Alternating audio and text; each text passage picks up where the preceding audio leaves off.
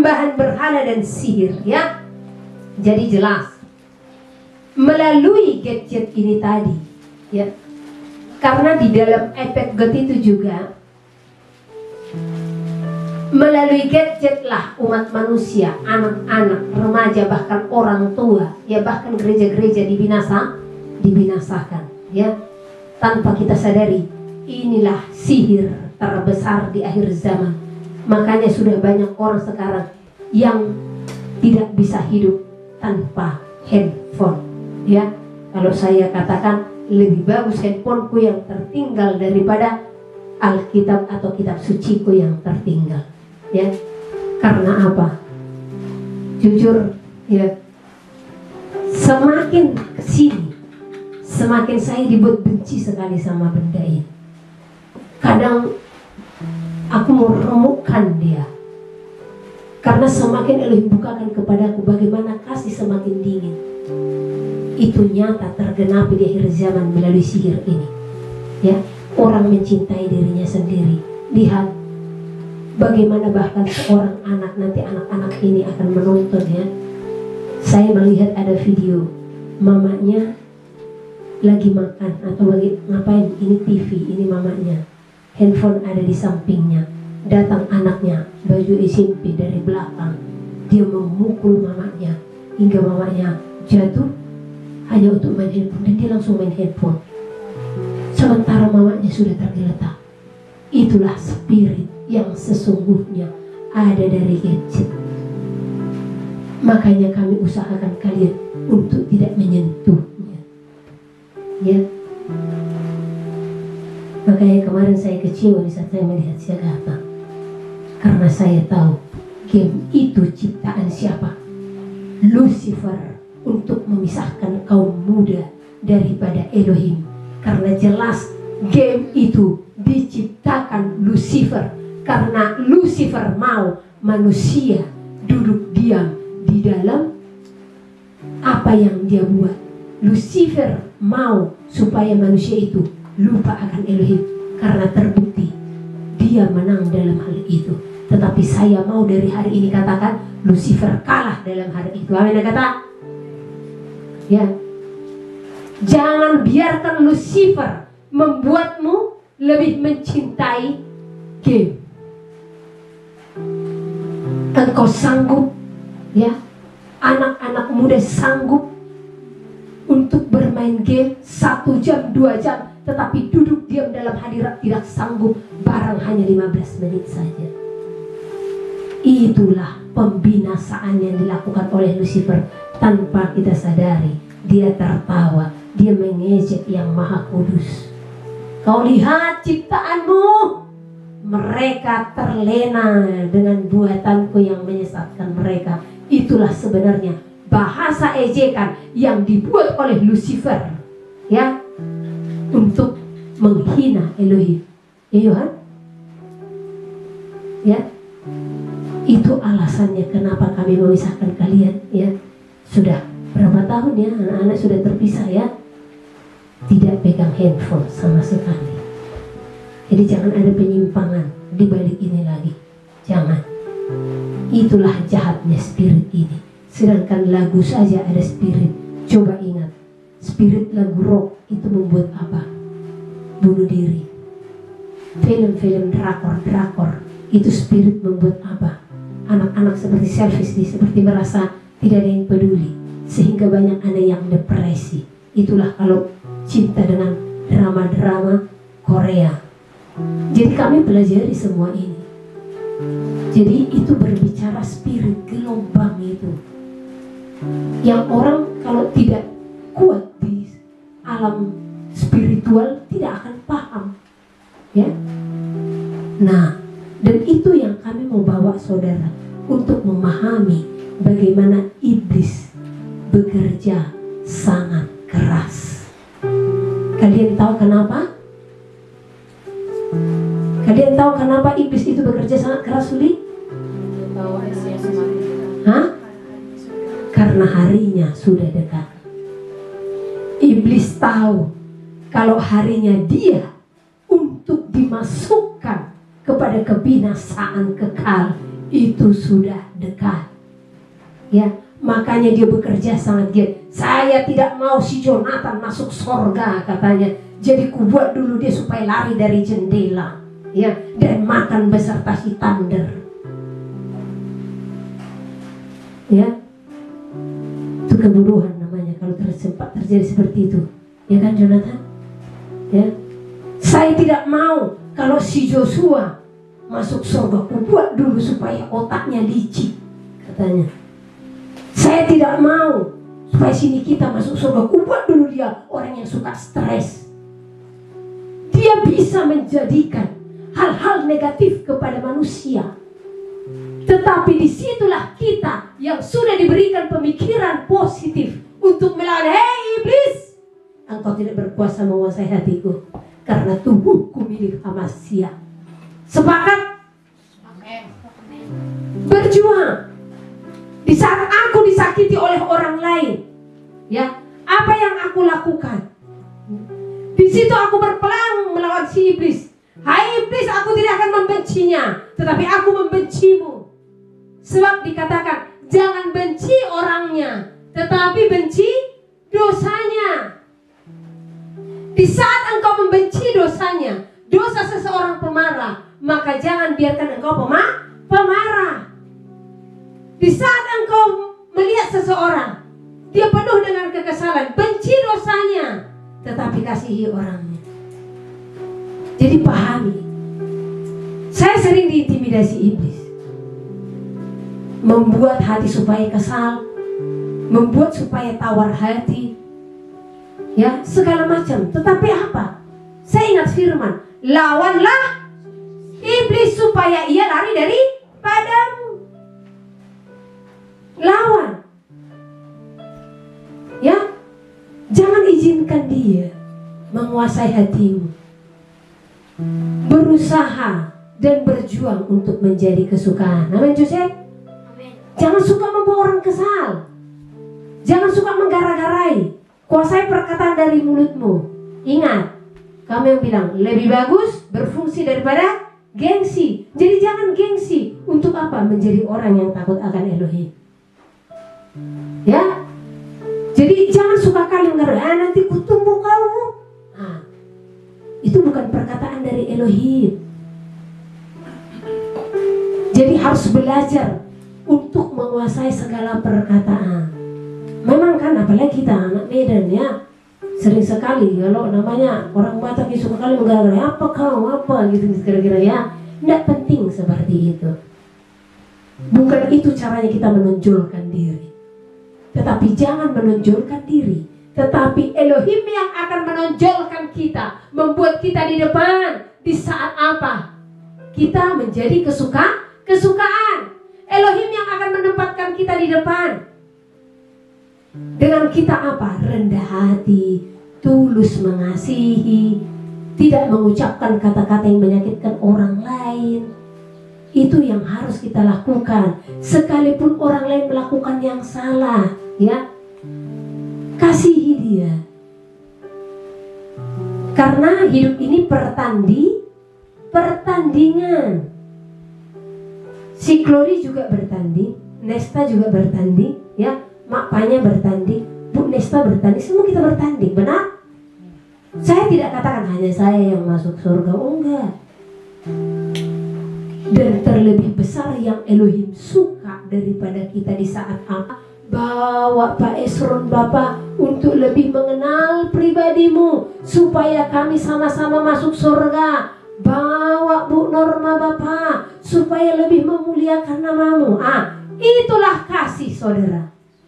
Kita tidak menginginkan kebinasaan sesama, tetapi kita menginginkan keselamatan sesama manusia. Ya, jadi kalau kawanmu salah, tegur kesalahannya. Nggak bisa lah kita seperti ini. Ya, kita harus menyadarkan sesama kita. Ya Yuswa. Nah, kita sadarkan sesama kita untuk apa? Supaya kita tidak tersandung. Jangan nanti Elohim berfirman, Uli, tanggal sekian bulan sekian, ya Bapak, engkau bertemu dengan si Fanya. Ya, Dan saat itu engkau melihat si penyair itu sedang melakukan kesalahan, dia menggosip, ya Bapa, tetapi engkau tidak menegur kesalahannya. Ya, nanti tersinggung.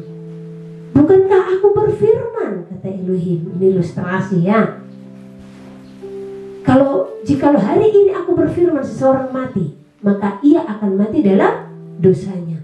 Tetapi engkau tidak menegur dia akan kesalahannya, sehingga ia mati dalam dosa-dosanya, dalam kesalahannya. Maka aku akan menuntut pertanggungan jawab atas nyawanya daripada itu kalau kita tidak mau menegur kesalahan orang lain. Tapi ingat ya, dalam kasih ya. Nah, tapi kalau kita tegur dia dan dia tidak mau bertobat, ya sudah, biarkan saja.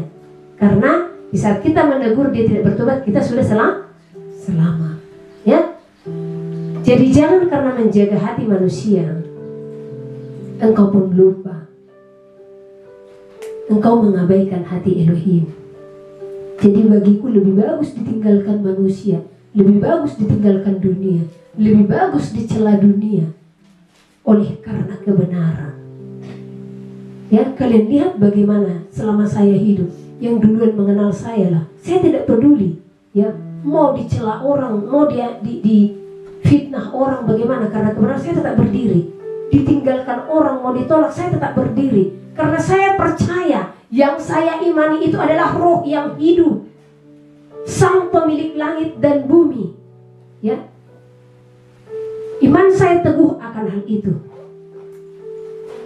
Dan saya mau tetap menjadi sahabatnya. Makanya kita ada bersama-sama sekarang ini. Kalau tidak, mungkin saya sudah menjadi orang kaya dengan tawaran-tawaran yang diberikan dunia kepada saya. Ya, tetapi apa saya katakan kepada Elohim? Biarkanlah aku tetap sederhana. Karena banyak hamba yang karena tawaran-tawaran dunia, ya, sehingga mereka pun terkenal dan ternama, akhirnya lupa akan Elohim. Karena tawaran-tawaran itu banyak, saudara. Tetapi saya hanya mengatakan kepada Elohim, saya tidak akan melakukan sesuatu kalau tanpa engkau yang memerintah. Sekalipun tawaran itu begitu nyata. Bukan tidak nikmat tawaran-tawaran dunia semua, benar. Tetapi saya tidak mau untuk berdiri atas perintah dunia. Sebab saya tahu hidupku di bawah tuntunan Elohim. Karena saya tidak mau menjadi orang yang dikenal, tetapi biarlah nama Elohim yang dipermuliakan, ya. Nah, bukan tidak diinginkan pelayanan seperti ini di akhir zaman. Saya bilang sama Noel, sekiranya buka gereja kami di kota, mungkin udah ribuan jemaat. Tetapi saya bersyukur kepada Elohim, saya ditarik ke tempat ini karena mungkin di saat buka gereja yang bukan panggilan saya akan jauh dari dia. Dan dia akan berpaling daripadaku. Untuk apa aku meraih dunia, tetapi aku tidak meraih perkenanannya. Makanya banyak orang yang bilang, kenapa sih ibu mau seperti ini? Ya gini aja, di sini aja. Saya lebih memilih apa kata Elohim, sekalipun dunia menganggap sepele, ya, sekalipun dunia menganggap rendah, karena saya telah mengenal Elohim, ya. Nah, jadi belajar dari teladan itu. Tujuan hidup hanyalah untuk perkenanan Elohim. Sekalipun harga dirimu seolah-olah tidak ada dilihat dunia, hanya karena mempertahankan kebenaran, biarkan saja, ya, biarkan saja. Makanya dalam setiap ujian saya selalu katakan di hadapan Elohim, besar engkau Bapa. Saya bersyukur ada di Filipi itu, ya. Saya bersyukur masuk ke dalam penderitaanmu. Saya bersyukur waktu, ya, dihujat-hujat, bertobat kau Hendy, katanya dia udah beratusan orang.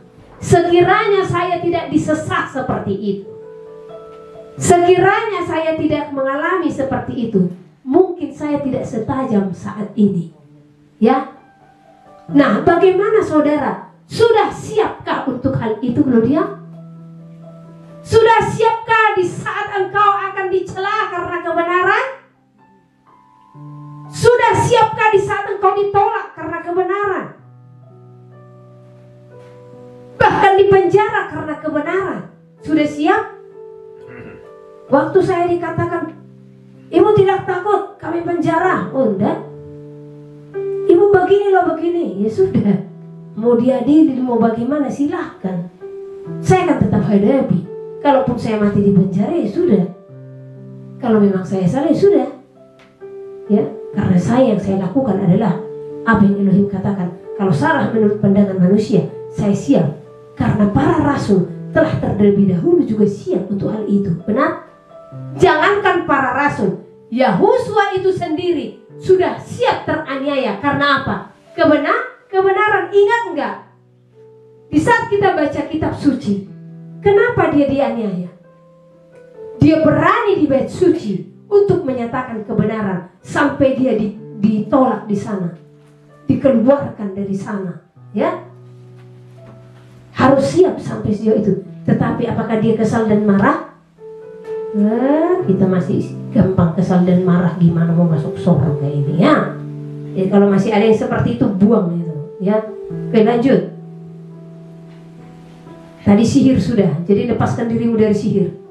Perseteruan, perselisihan. Nah, jadi perseteruan dan perselisihan ini sangat banyak. Apalagi sekarang dengan munculnya apologet, ya. Kembali lagi saya siarkan kepada saudara-saudara yang engkau menyatakan diri sebagai apologet, ya. Di sini saya hanya menyampaikan pesan, ya, yang diberikan kepada Elohim, dari Elohim. Elohim mau, kalaupun engkau benar di dalam segala pemikiranmu dan di dalam pemahamanmu akan kekristenan, tunjukkan itu tanpa perdebatan dan tanpa perselisihan. Karena Elohim tidak suka di saat engkau mempertahankan segala pengetahuan akan kekristenan, namun engkau menjatuhkan sesamamu manusia. Jadi saran saya kembali kepada para murtadin, kepada para apologet. Saran terbesar dari saya, kenali kekristenan yang sesungguhnya mengajarkan kasih. Elohim tidak menginginkan perselisihan, jelas firman. Elohim tidak menginginkan perseteruan. Jangan engkau merasa di saat pemahamanmu besar akan kekristenan sehingga engkau jadikan itu satu kesombongan untuk merendahkan sesamamu manusia, maka di sana tanpa engkau sadari tidak ada artinya itu bagimu. Sebab kalau mati dengan keadaan seperti itu, engkau bisa mengetahui kemana engkau akan berada. Jadi saran saya, tetap hidup di dalam kekudusan akan firman.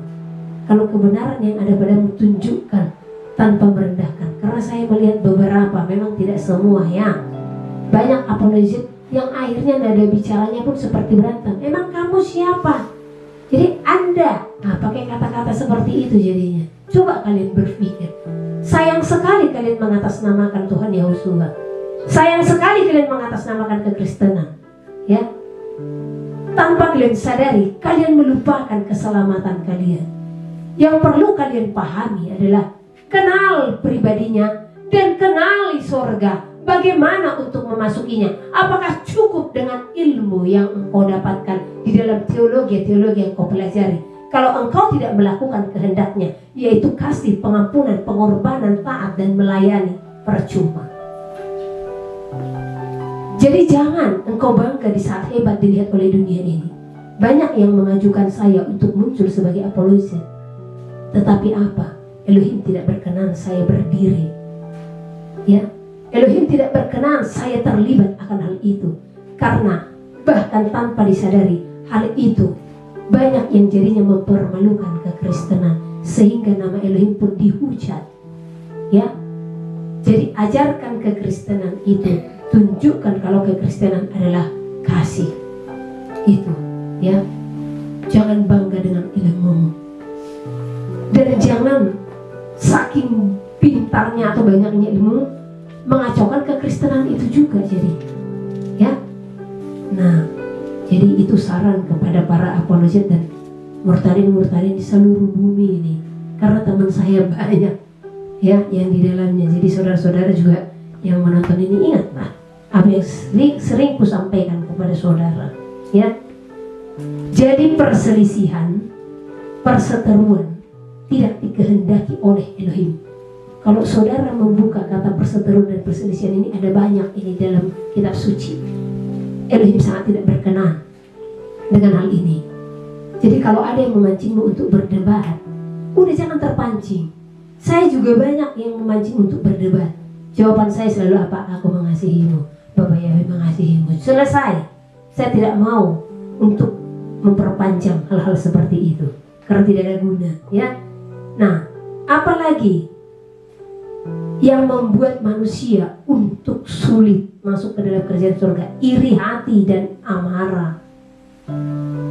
Jadi jangan ada keirian, jangan ada amarah di dalam hati kita, karena ini semua hanya akan menutup pintu surga bagi kita. Kepentingan diri sendiri. Jadi jangan hidup untuk diri sendiri. Percideraan dan roh pemecah, ya. Roh pemecah ini sangat banyak, sehingga persaudaraan-persaudaraan seperti sahabat lalu saya sampaikan kepada saudara, kalau fitnah itu juga menimbulkan pemecah, ya. Roh pemecah di antara yang bertali kasih, kedengkian, kemabukan, pesta pora dan sebagainya, ya. Jadi kedengkian, kemabukan, pesta pora dan sebagainya. Di sini tentang kemabukan dan pesta pora, saya akan mengingatkan saudara-saudara saya yang ada di NTT, di Sulawesi. Memang bukan hanya kalian, tetapi kalianlah dulu secara khusus, ya. Jadi nyata sebenarnya Elohim sangat mengasihi NTT dan Sulawesi, ya. Saya mengingat di saat Elohim perintahkan ke sana, dan pasti ada sedikit teguran-teguran yang diberikan untuk menyadarkan saudara. Sebenarnya apa yang terlebih besar? Kemabukan dan pesta pora. Bukan saya katakan di tanah saya, tanah Batak tidak ada ini, ada juga. Hanya memang saya melihat di NTT Sulawesi ini sangat besar, ya. Saya tidak tahu Papua karena sampai detik ini entah kenapa Elohim belum mengizinkan kakiku di Papua, ya. Tapi sebagian orang sudah barang pasti tahu ceritanya. Nah, jadi yang saya lihatlah dulu NTT sama Sulawesi ini. Nanti acara naik CD, ya. Ini ke gereja pasti. Nanti buat acara di rumah. Tapi apa acara yang dibuat? Sewa sound system, buat acara makan, mau baptisan katanya, yang merupakan itu bukan baptisan, yang anak kecil nggak ada dibaptis, tidak ada ayatnya itu, ya. Mau dibawa ke pengadilan manapun ini saya akan mempertahankan bayi tidak dibaptis, ya, karena bayi belum memiliki kesalahan.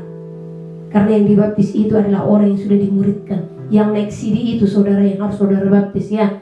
Ini bagi gereja-gereja pada umumnya, ya. Jadi ini pesan penting ini, supaya jangan satu gereja mempertahankan prinsipnya di luar daripada koridor firman. Anak kecil itu 8 hari hanya dibawa ke bait suci untuk disunat kulit katanya, atau penyerahan kepada Bapa.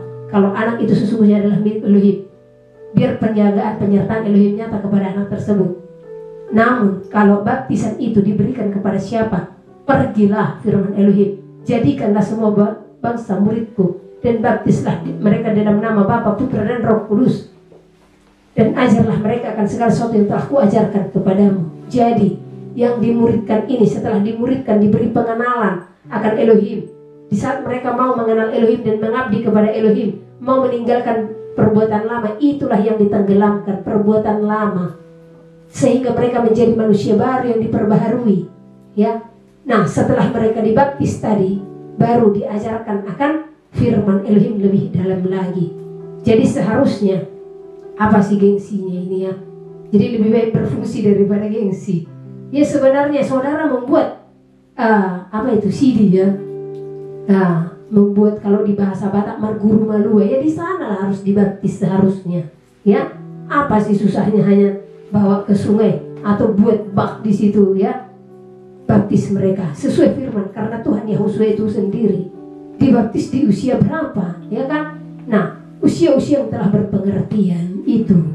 Nah, jadi yang saya lihat di Sulawesi, bahkan di Batak sendiri ada seperti itu ya. Nanti acara katanya baptisan, oke, acara rohani lah ini istilahnya. Pulang dari sana buat acara keluarga. Habis itu apa? Pesta pora. Lagu masuk apa? Lagu dunia. Inilah diawali dengan roh, diakhiri dengan daging. Kalau diawali dengan roh, akhiri dengan roh. Ya.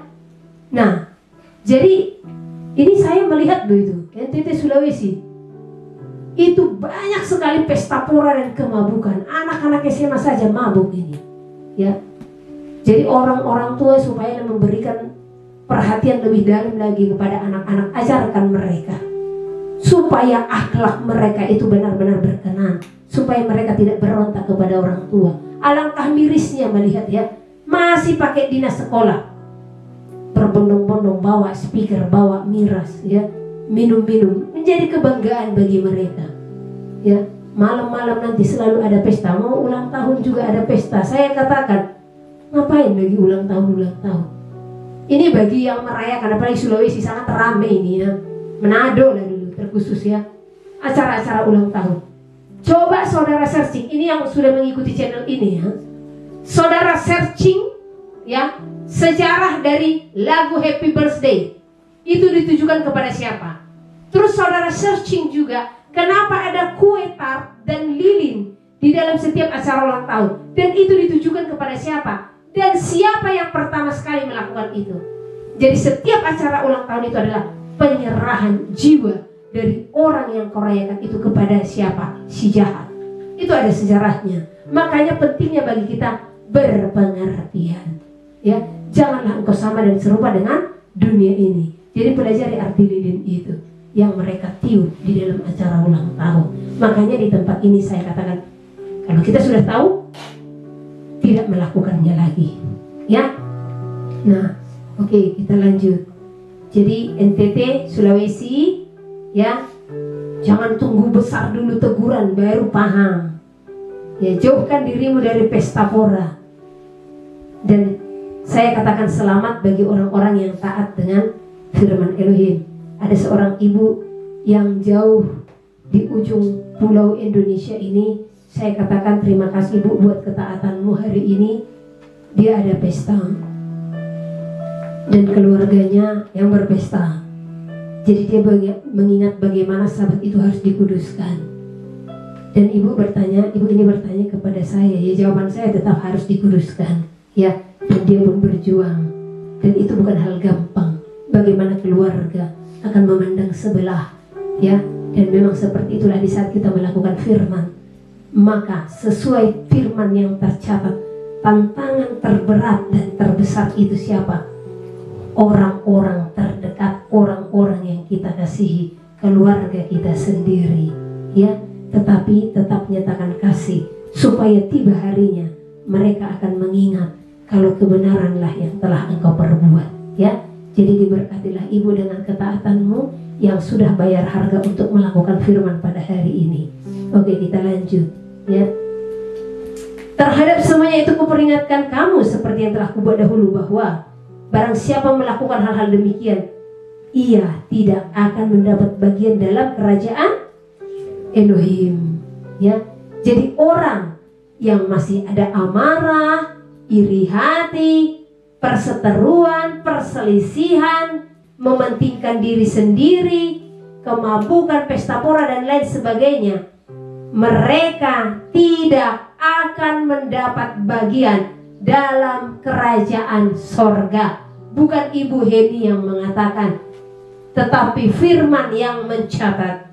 Tetapi buah roh ialah, nah di ayat yang ke-22 ini, inilah yang membawa kita untuk masuk ke dalam kerajaan sorga ya. Buah roh yaitu apa? Kasih. Tetap kasih ya. Kalau saudara mengingat bagaimana dia adalah kasih, maka tidak ada alasan bagi saudara untuk tidak mengasihi siapapun sekalipun ia berbuat jahat kepadamu. Sukacita dan damai sejahtera Apakah gambaran surga itu yang saya ceritakan tadi? Begitu indah, begitu damainya. Ya, apakah itu selama kita di bumi tidak bisa kita rasakan? Bisa. Dengan apa? Dengan kita benar-benar melakukan kehendak Elohim, maka akan ada damai di dalam kita. Damai itu menjadi surga dalam dirimu sendiri. Ya, sukacita, damai sejahtera. Baru apa? Kesabaran. Jadi harus sabar antara yang satu dengan yang lain, ya. Injil Markus, Markus pasal 1. Yohanes Pembaptis. Inilah permulaan Injil tentang Yesus Kristus anak Allah, seperti ada tertulis dalam kitab Nabi Yesaya. Lihatlah, aku menyuruh utusanku mendahului engkau. Ia akan mempersiapkan jalan bagimu. Ada suara orang yang berseru-seru di padang gurun, persiapkanlah jalan untuk Tuhan, luruskanlah jalan baginya. Demikianlah Yohanes Pembaptis tampil di padang gurun dan menyerukan, bertobatlah dan berilah dirimu dibaptis, dan Allah akan mengampuni dosamu. Lalu datanglah kepadanya orang-orang dari seluruh daerah Yudea dan semua penduduk Yerusalem, dan sambil mengaku dosanya, mereka dibaptis di sungai Yordan.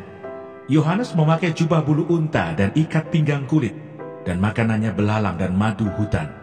Inilah yang diberitakannya, sesudah aku akan datang Ia yang lebih berkuasa daripadaku. Membungkuk dan membuka tali kasutnya pun aku tidak layak. Aku membaptis kamu dengan air, tetapi Ia akan membaptis kamu dengan Roh Kudus. Yesus dibaptis Yohanes. Pada waktu itu datanglah Yesus dari Nazaret di tanah Galilea, dan Ia dibaptis di sungai Yordan oleh Yohanes. Pada saat Ia keluar dari air, Ia melihat langit terkoyak, dan roh seperti burung merpati turun ke atasnya. Lalu terdengarlah suara dari surga, Engkaulah anakku yang kukasihi, kepadamulah aku berkenan. Pencobaan di padang gurun. Segera sesudah itu roh memimpin dia ke padang gurun. Di padang gurun itu, ia tinggal 40 hari lamanya. Dicobai oleh iblis. Ia berada di sana di antara binatang-binatang liar, dan malaikat-malaikat melayani dia. Yesus tampil di Galilea. Sesudah Yohanes ditangkap, datanglah Yesus ke Galilea, memberitakan Injil Allah. Katanya, waktunya telah genap, kerajaan Allah sudah dekat. Bertobatlah dan percayalah kepada Injil. Yesus memanggil murid-murid yang pertama. Ketika Yesus sedang berjalan menyusur danau Galilea, Ia melihat Simon dan Andreas, saudara Simon. Mereka sedang menebarkan jala di danau, sebab mereka penjala ikan. Yesus berkata kepada mereka, mari, ikutlah aku, dan kamu akan kujadikan penjala manusia. Lalu mereka pun segera meninggalkan jalannya dan mengikuti dia. Dan setelah Yesus meneruskan perjalanannya sedikit lagi, dilihatnya Yakobus anak Zebedeus dan Yohanes saudaranya sedang membereskan jala di dalam perahu. Yesus segera memanggil mereka, dan mereka meninggalkan ayahnya, Zebedeus, di dalam perahu bersama orang-orang upahannya, lalu mengikuti dia. Yesus dalam rumah ibadat di Kapernaum. Mereka tiba di Kapernaum setelah hari Sabat mulai. Yesus segera masuk ke dalam rumah ibadat dan mengajar. Mereka takjub mendengar pengajarannya, sebab Ia mengajar mereka sebagai orang yang berkuasa, tidak seperti ahli-ahli Taurat. Pada waktu itu di dalam rumah ibadat itu, ada seorang yang kerasukan roh jahat. Orang itu berteriak, apa urusanmu dengan kami, hai Yesus orang Nazaret? Engkau datang hendak membinasakan kami. Aku tahu siapa engkau, yang kudus dari Allah.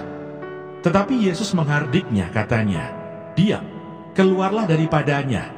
Roh jahat itu menggoncang-goncang orang itu, dan sambil menjerit dengan suara nyaring, ia keluar daripadanya. Mereka semua takjub, sehingga mereka memperbincangkannya, katanya, apa ini? Suatu ajaran baru. Ia berkata-kata dengan kuasa. Roh-roh jahat pun diperintahnya, dan mereka taat kepadanya.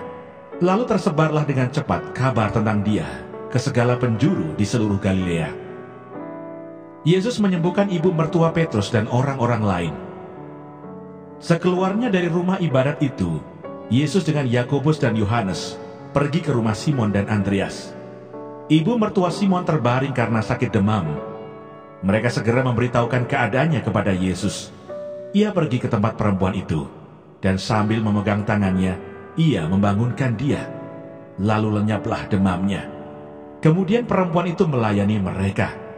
Menjelang malam, sesudah matahari terbenam, dibawalah kepada Yesus semua orang yang menderita sakit dan yang kerasukan setan. Maka berkerumunlah seluruh penduduk kota itu di depan pintu. Ia menyembuhkan banyak orang yang menderita bermacam-macam penyakit dan mengusir banyak setan.